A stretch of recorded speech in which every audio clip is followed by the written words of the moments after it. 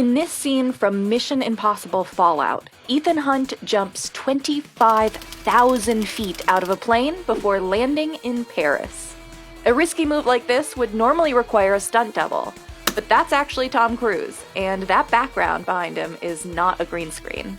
The actor is famous for almost always doing his own stunts, no matter how dangerous. From climbing the world's tallest building to hanging off the side of a plane to pulling off perhaps one of the most dangerous helicopter chases ever captured on film, Cruise is always finding new ways to top himself. And he's not stopping anytime soon.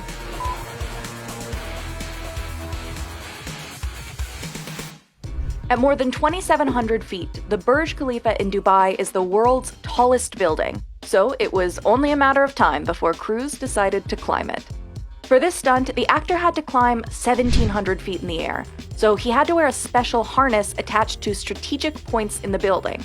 To do this, the crew needed to break 26 different windows, with permission, of course.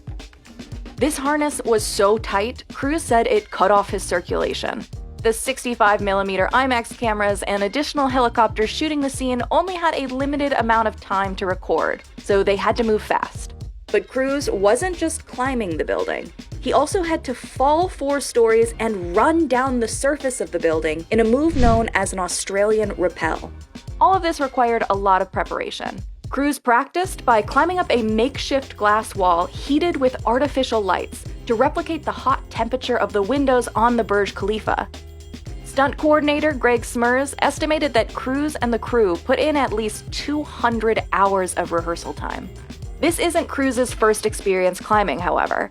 In 2000's Mission Impossible 2, he climbed a 2,000-foot cliff in Utah, attached to nothing but a thin safety rope, and had to jump 15 feet from one cliff to another.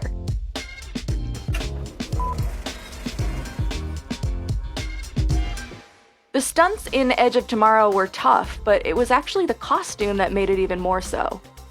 Throughout the film, Cruise's character wears metal exoskeleton armor, something that typically might be added on through CGI, but Cruise wore a real suit, sometimes for up to 6 hours a day straight.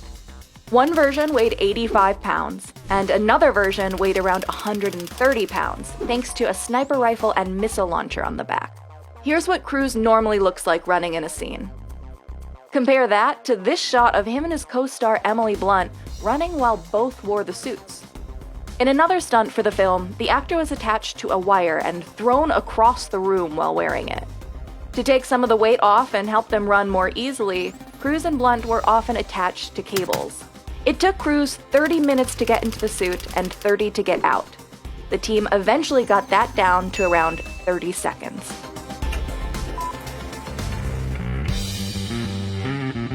While Cruise had plenty of experience flying planes in Top Gun, in Rogue Nation, he decided to go into the air in a rather unconventional and more terrifying way. For the film's opening scene, he had to cling onto the side of an Airbus A400M that took him up 1,000 feet at a speed of 100 knots for 6 to 8 minutes. The plane took off, did a complete circuit, and landed, all with Tom Cruise secured to the side with this wire that would later be erased in post-production. Because the plane went so high into the air, Cruise had to wear special contacts to protect his eyes from flying debris and strong gusts of wind. Plus, the crew had to make sure takeoff conditions were absolutely clear. If they ran into even a single bird or some rocks on the runway, it could severely injure the actor. The stunt had to be performed over and over again until the actor, director, and crew felt they got it right. For Cruise, he didn't feel confident in the take until he had gone up 8 times.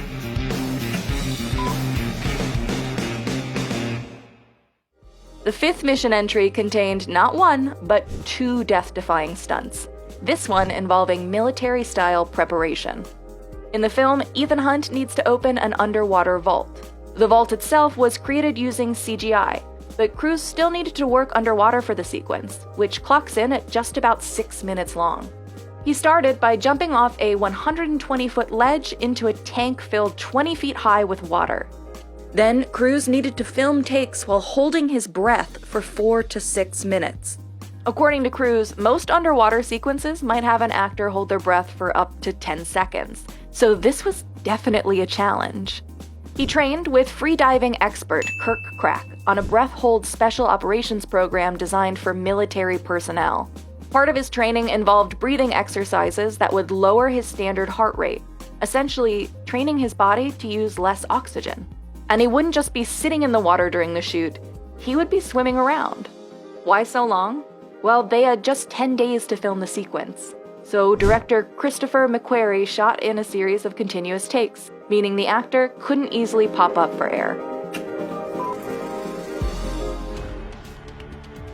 Well, Cruise hasn't gone to space. Yet. He has performed a zero-gravity stunt. In The Mummy, he had to hold his breath underwater yet again, dodge explosions, and even fight Russell Crowe. The biggest standout stunt was this sequence in which a cargo plane plummets to the ground. Cruise was offered the chance to shoot it on a soundstage, but he declined and opted for the real thing. To imitate the experience of the crash where the characters float up into the air, they shot on a plane that NASA typically uses to train astronauts. They decked out the inside of the plane with padding to make it look like a real cargo plane. The plane couldn't go into zero-gravity mode until it was at about 25,000 feet. Once at that position, it would free fall for 22 seconds. During that time, Cruise endured 4 high-altitude flights. The sequence was eventually wrapped after a whopping 64 takes. And while Cruise's stunts usually require a lot of rehearsal, the actor actually said that that was quite tough here, as floating in the air makes things unpredictable.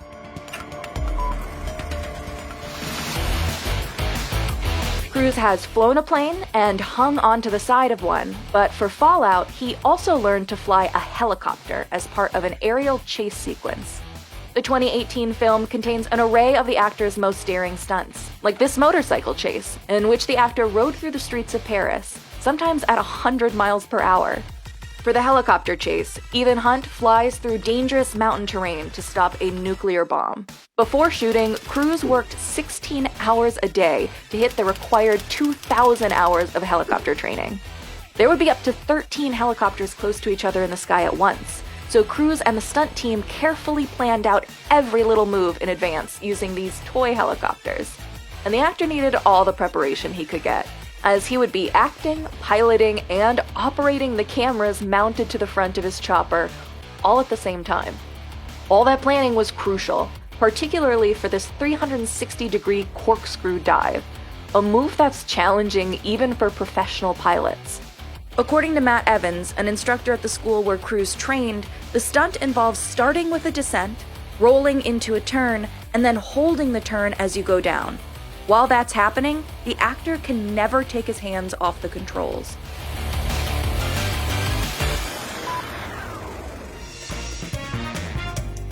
In Mission Impossible 2, Cruise's character jumps out of a helicopter, but that scene was shot using a green screen. In Fallout, Cruise decided to actually jump out of a plane and became the first actor to do a halo jump on camera. Halo stands for High Altitude, Low Opening. He jumped from a height of over 25,000 feet, but didn't open his parachute until he was below 2,000 feet. This military move allows a soldier to jump into battle undetected. The actor practiced in a giant wind tunnel constructed on the set, and then, according to stunt coordinator Wade Eastwood, jumped out of a plane around 100 times. And a trained stunt camera operator also had to jump out of the plane with Cruise to get the shot. To make sure every facial expression was still visible on camera, the crew developed a special helmet for Cruise with a light in it, allowing him to breathe properly while falling.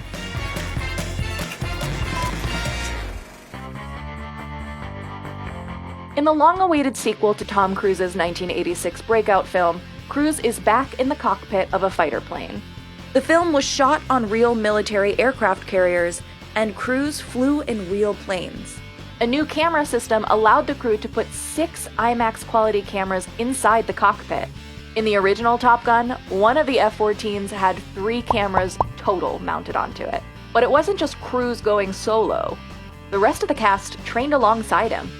Cruise and the rest of the cast needed to actually fly for an even better viewing experience. Despite the potential risks, there are aspects of flying one simply couldn't see if they used green screen, like these distortions in the face. What's your favorite Tom Cruise stunt? Let us know in the comments.